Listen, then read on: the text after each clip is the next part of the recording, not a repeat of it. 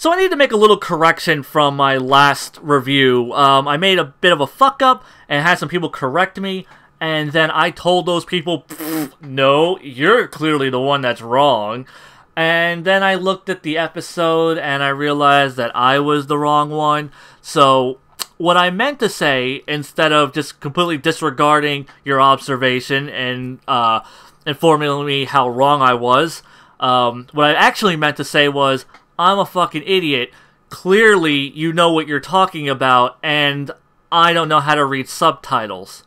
So, whatever comment I may have written in response to you, replace it with, I'm a fucking idiot, clearly you are correct, and I don't know how to read subtitles. So, yeah. The thing I fucked up on is that I said that Shenlong, I was annoyed that Shenlong couldn't find the Dragon Ball in the 7th universe, even though he's, was able to find Goku and other shit like that, So I was kind of bothered by that, but it turns out, specifically what Shenlong says that he can't find, because Bulma says they want to find it in the 6th universe, and Shenlong says that, oh, well, I can't find things in, like, other universes, I don't have that kind of power, sorry. And so yeah, so that's what the issue was, that he couldn't find it in the 6th universe. But now this kind of raises some questions, like, first off, why did they think it was in the 6th universe? Like, I mean, Shampoo was in Universe 7, looking for the last Dragon Ball, in Universe 7. So, why would they think it's in Universe 6? Like, the only thing I could think of, and I even spoke to, like, Danny and Jay about this, they're equally confused. So, we're kind of like, well, wait a second, what the fuck? And, the logical answer would be, well, Shampoo never said the last Dragon Ball was in Universe 7, right? So, it could be anywhere.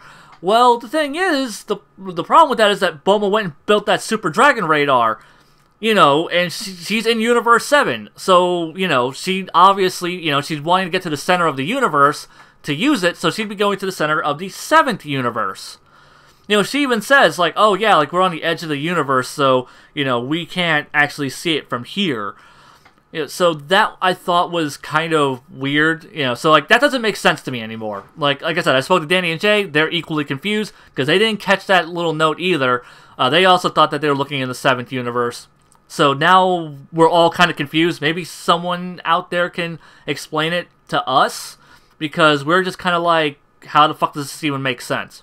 But enough of that bullshit. On to the actual review of episode 31, and it's a fun little slapsticky episode. The whole concept is, Bulma wants to find the center of the universe. Jaco's like, bitch, I don't know where the hell the center of the universe is. What do I look like? Space Google Maps? And he's like, wait, but hold up, I think I know someone who can. So she takes him to this weird, big-headed samurai guy named Zuno, who apparently knows everything and will answer any question. And Bulma asks him about, like, tell me everything you know about the Super Dragon Balls. And he just drops a whole bunch of lore on her. And that's pretty much the entire episode. Like, that's like the meat of the episode. Everything else is just kind of goofy slapstick and character interactions. And honestly, even though a whole lot doesn't happen in this episode, and I could really kind of, nitpick about that, considering, last episode didn't really have a lot going on in it, and then this one doesn't really have a lot going on in it.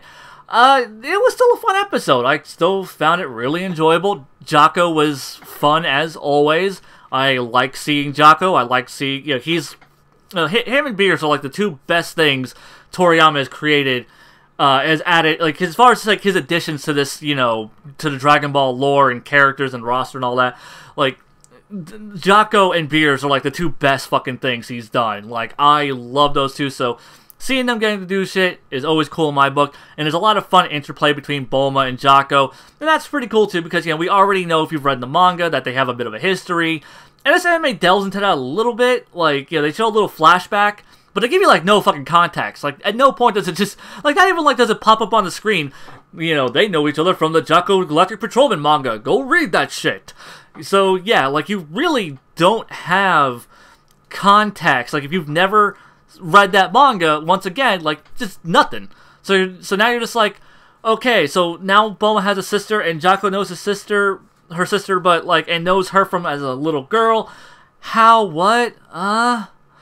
So, yeah, I really kind of wish, one, because I'd like to see Jocko, I really wish that they would animate the manga of Jocko Galactic Patrolman, because, one, I would love to see it animated. Two, I really think, fans of the anime, anime fans kind of deserve that a little bit. Like, I mean, if you're going to keep just shoving Jocko and tights in our faces, like, you really need to, explain them for the anime-only viewing audience. But that's really just an issue of the show overall and not like this episode specifically, so I'm not going to ding this episode for some bullshit like that. Now, some other things I really enjoyed in this episode. First off, I have to bring up Goku and Vegeta talking about Saiyan-wise, how basically, Saiyans like tough bitches. They really do. And, it's like, weak women aren't fit for Saiyans, and that's why they're all into these tough broads. So that makes a lot of sense. I kind of love that. And fucking Piccolo's reaction of, I fucking knew it! I knew it! Like, that was great, too. I loved that. Fantastic scene. Loved it. Something else I really liked in this episode was the animation. Like, the animation has been, really hit and miss. This is a really hit episode. I really liked it. It's off model quite a bit, but honestly, like, it has a nice, sharp, stylized look to it. The movement's really fluid. It looks really good. I liked it. And honestly, I wish we had more episodes that looked like this. And it's not even like, oh, this is like some top tier animation thing. Like, this is just, it was a really well put together episode, well animated episode. I find it weird that they would use like a better animator for this episode as opposed to like a future episode where they're in the fights. But who knows? Maybe they're trying a lot harder, and this is going to be a new benchmark for the series to try and hit every single week. If that's the case, awesome. Because I know next episode, judging by the preview, looks pretty damn good too. So yeah, I'm really looking forward to seeing like what future episodes look like and if they maintain this quality. Also worth mentioning as far as the animation goes is when Jocko's in his ship, he has this little control panel that comes out and this little visor thing that clicks to his face, and he has like these these little handles with buttons on them for like firing lasers and stuff, and like it's this really sharp angular mechanical design for this. And it's all hand-drawn animation. Dear God, that is amazing. Like, seriously, like, there's so many times where animators will just cheap out and use CGI for things like that. Like, oh, whatever, it's mechanical. It's just, we'll use CGI. It'll blend in easily. Who gives a shit? And here, no, they went to the effort. They got an animator who was just like, you know what? I'm gonna hand animate that shit, and he did, and it looked great. One of the best looking shots in the entire episode. Fuck it. I'm going to say it was the best looking shot in all of Dragon Ball Super. Because that was just... You don't understand, like, how much I appreciate hand-drawn mechanical designs. Like, seriously, I don't get that shit very often. And the fact that Dragon Ball Super, of all things, is the one that gave me that. Rock on, Dragon Ball Super, man. Goddamn. Like, I fucking salute that shit. That was fucking beautiful. It really was. The only thing I could really ding this episode for is it's kind of inconsequential. And what I mean by that is, like, they go and, to meet Zuno, and the whole reason for her going was to find the center of the universe so she can use the Super Dragon Radar to find the last Super Dragon Ball. And she doesn't even do that. She just gets a huge lore dump on the Dragon Balls, and that's it. That's all she asks. Like, that's all she gets to ask. So, and it's information that, like, it's cool lore shit, but it's things that we necessarily didn't need to know. So, like I said, and it's also information that they could have had any other character exposit. They could have had, Whis or Beers or, well, maybe not Beers, but, Whis or one of the Kaioshin. Someone could have dispensed all this information instead, or Champa even could have dispensed all this information. Someone else could have done it instead of Zuno, and and it kind of feels like and like I said, like they didn't even find out where the center of the universe is. So as far as progressing that whole plot line of we need to find the last Dragon Ball, that it doesn't go anywhere because of that. So that's still kind of at a standstill because they still don't know where the center of the universe is. They still don't know how to get the last Dragon Ball.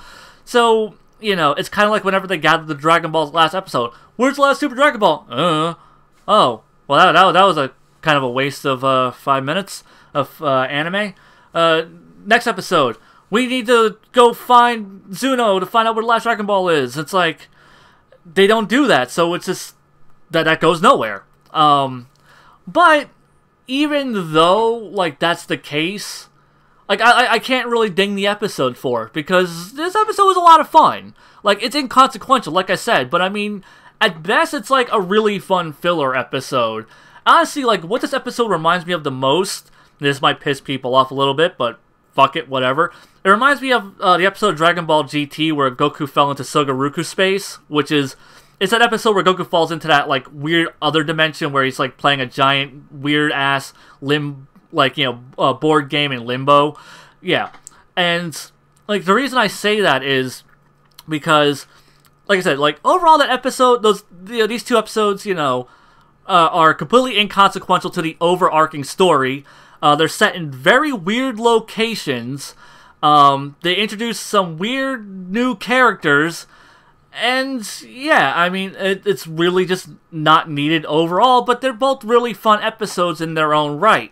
And I'm totally cool with that. Not every episode has to be a 10 out of 10 plot progressing event.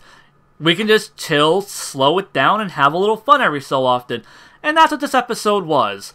Now, if there's one thing, though, I think is worth, kind of being a little annoyed about, is that Jocko is just like, they kind of bring up that Jocko doesn't have a girlfriend, which I think is kind of weird because we know in the manga he has a girlfriend, and then in the anime, in Dragon Ball Super, he runs to his ship because his ship catches on fire, and he, tries to, pull out the photo of his girlfriend, and it's burned, so it implied that he still had that girlfriend, a few episodes back, but now they're saying that he doesn't have one. So now I'm wondering, it's like, wait, did she, just break up with him? Like, haven't they been dating for years? And so now I don't know, kind of what's going on. I mean, I guess it's obviously supposed to be a gag scene, but still, it's like, both scenes were gag scenes, but, if he has a girlfriend, why did they get rid of her? And, or did she just break up with him years and years ago, and he's still holding on to that photo? Because if he's still holding on to that photo, that's kind of lame and really sad for Jocko, man.